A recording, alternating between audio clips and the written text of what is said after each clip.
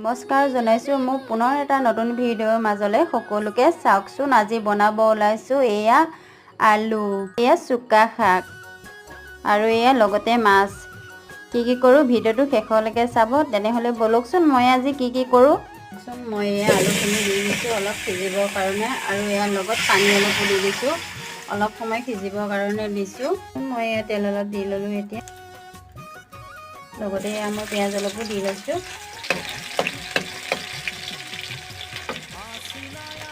আৰু এয়া শাকখিনি মই এতিয়া দি লৈছোঁ, অলপো দি দিছোঁ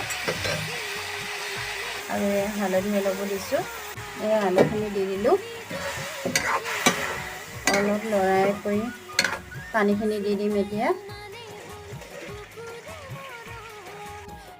চাওকচোন এয়া মাছখিনি মই দি দিলোঁ আৰু এয়া মেমিঠাখিনি দি দিলোঁ মই।